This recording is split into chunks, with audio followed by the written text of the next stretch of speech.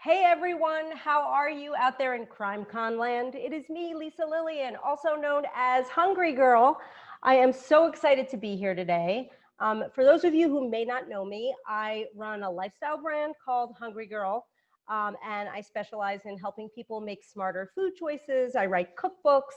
I am all about healthy recipes, and today I am super excited to be welcoming, well, sort of into my kitchen via Zoom at least, a man who really needs no introduction. He is pretty much the honorary mayor of CrimeCon. He is Dateline's own Josh Mankiewicz. Hey, Josh. Hi Lisa, how are you? Good to see you. I'm good. I'm the mayor of crime. I'm the mayor of CrimeCon, but I also might be the mayor of Flavortown someday. So The mayor of Flavortown and possibly even Hungryland. So you've got a lot going on over there. So today we thought it would be fun. We know how amazing you are at all the journalism stuff. You've been an investigative journalist for, I don't know, decades upon decades. But we're going to put your kitchen skills to the test today. Are you ready? uh, I guess, but only if you show me what to do. I'm going to show you what to do. So the thing is, my recipes are always really easy. They are super delicious. They will make anyone feel like a chef. And I like to make things like if I'm watching TV, I have a giant TV in my kitchen, and all the time true crime is on my giant television. So a lot of my recipes are so easy that you can watch TV and make them at the same time. It's that simple. So this is going to be an easy one. Today, Josh, just for you, I have it's actually called Just for Josh chocolate peanut butter cake. Fabulous. You like chocolate and peanut butter? Who doesn't? Crazy people. Criminals. Before we get started, I want to ask you a question. So you've been an investigative journalist for, I don't know, 30 years? 20, 25 at Dateline, 45 overall. Wow. If you had to change careers tomorrow, what would your new career be? Oh, that's a good question. There was a time when I thought when I was in college, I thought about going to law school and then trying to get into federal prosecution somewhere. Then I realized that if I stayed in college like one more minute, I was probably not going to finish. So I abandoned my dreams of law school. But yeah, I've definitely thought about one or the other side of a courtroom, either a prosecutor or a criminal attorney. I know plenty of both. Those seem like interesting jobs, and if they're done right, they're both about helping people. Absolutely. And what you do helps people, and what I do helps people. And right now, we are going to help people who might be cooking along with us at home make this mug cake in our Dateline mugs. I love this mug. This is the brand new Dateline mug. It just came out. It's new. I think we probably would have been introducing it at CrimeCon if we'd had an in-person CrimeCon, but we're doing it for the virtual CrimeCon. I should also point out that the reason I'm wearing a mask in my own kitchen is that I'm not shooting this by myself. Linda, who you do not see, but who has set all of this up here, is here. So I'm wearing it because she's only a couple of feet away and we're both wearing masks. Okay, Lisa, go ahead. Good to be safe. Let's get to it. So we're going to start off by putting in the key ingredient for this recipe, which is powdered peanut butter. Now, Josh, do you know anything about powdered peanut butter? I do not. I've never even seen powdered peanut butter before you sent it to me a couple of days ago. You hadn't seen it, or you had? No, I didn't know anything about it. Oh, wow. So have you done any research? Have you investigated? This is one thing I have not investigated. I probably would have if someone had killed someone else with powdered peanut butter, but in this case, I did not investigate. Hey, you know what? It might happen. Hopefully it won't. But powdered peanut butter is to die for. Sorry, had to do it. It's a great product. It has all the flavor of peanut butter. It's great for baking. It's great for recipes, but it has a teeny tiny fraction of the fat and less than half the calories. So I tend to use it a lot. And it is the magic ingredient in this mug cake. So we have 1/3 cup of powdered peanut butter, and you want to throw that into your Dateline mug. Okay. So that's the first thing we're going to do. All right. I've also mixed into here the baking powder that you told me to put in. Great. That is good. I do not have the baking powder. Yes, I do. I have a 1/2 teaspoon of that baking powder here. So we're going to mix that in. All right.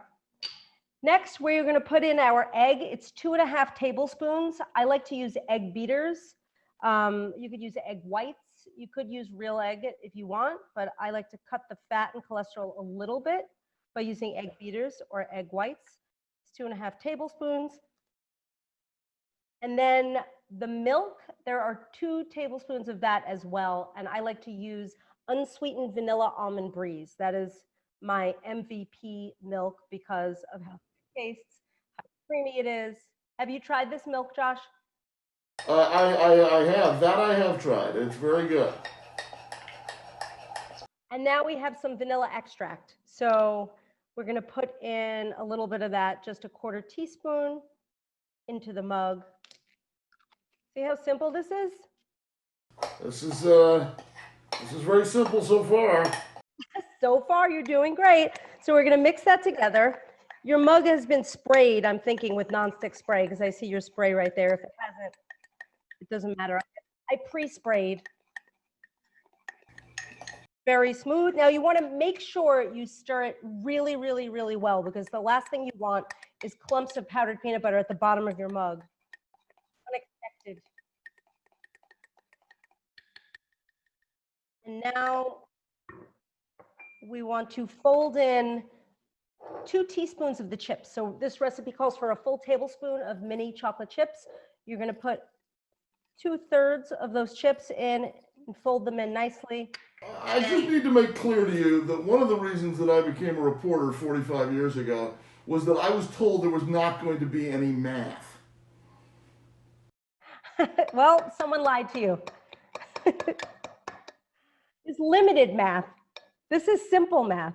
Another question that I've been thinking about, and I always wanted to know, because I've seen you interviewed a bunch of times, and I know you've talked about various cases and crimes and stories that you've covered, but was there any one story that stood out as being particularly bizarre, like you cannot believe it actually happened?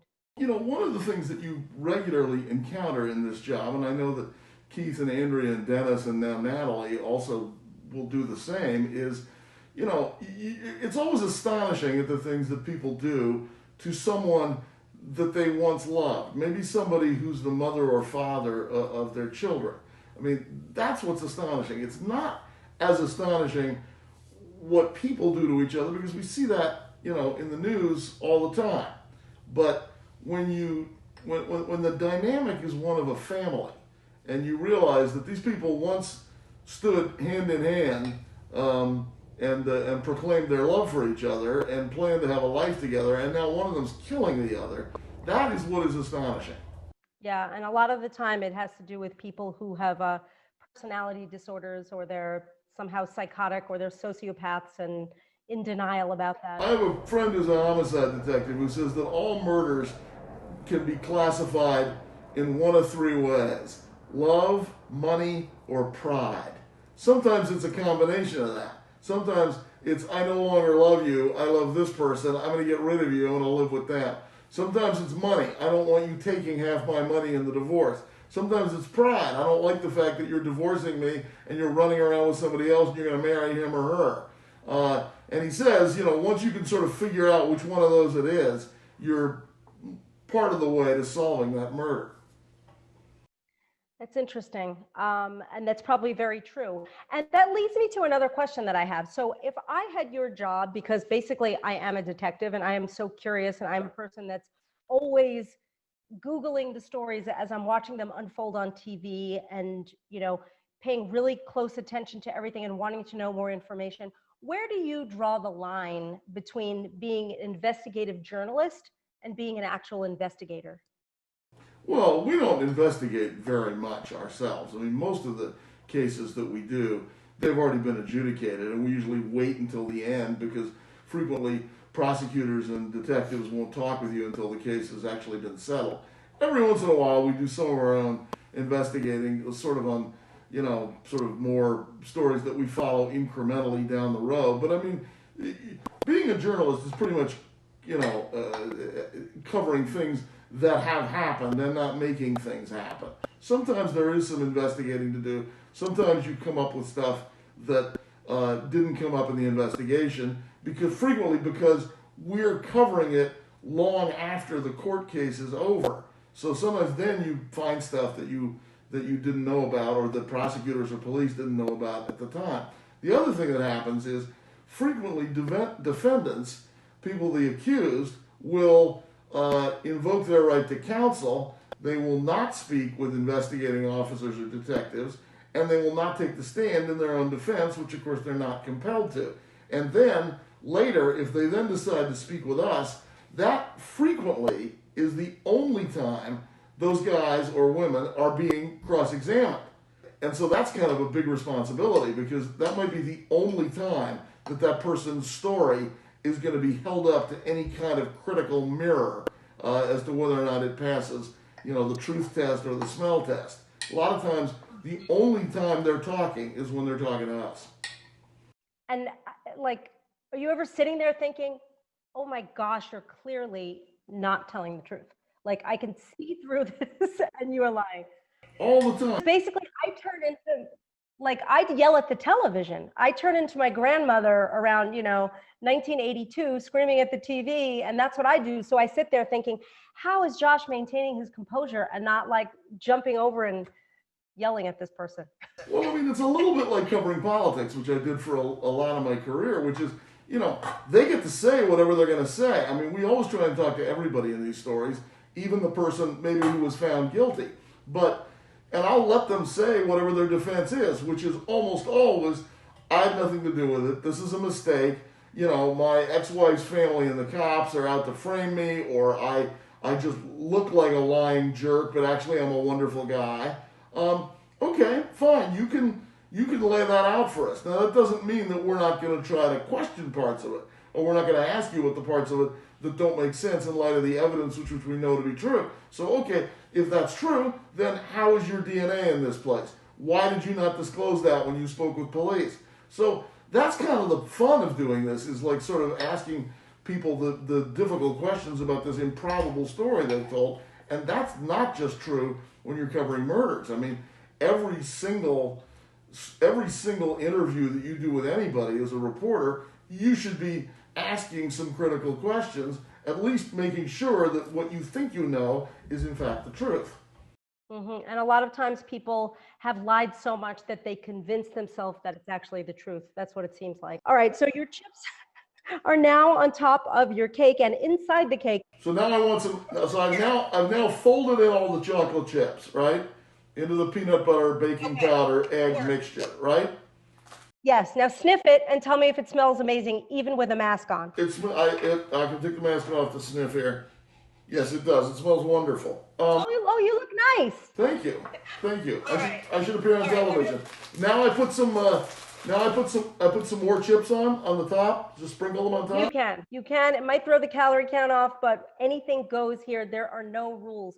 But we're going to put it in the microwave. The only rule is you put it in for a minute. Otherwise, it's going to be overcooked. So whenever you're ready, I'm going to open my Hello Kitty microwave.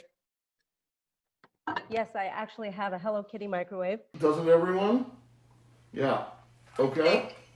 If they were shopping at the mall in 1999, they might. Okay. In the microwave, 1 minute.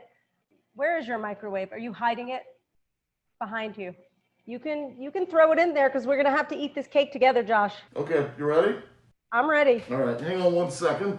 We're going to have to give Josh a time count. So, by the way, this cake has 20 grams of protein. It's a nice size. It's not too big. It's not too small. It's in the low 200s, about 220 calories. It is good for you, and it has 20 grams of protein from all that peanut butter powder. How can we go wrong? We can't, unless we eat it when it's too hot and it burns the roof of our mouth.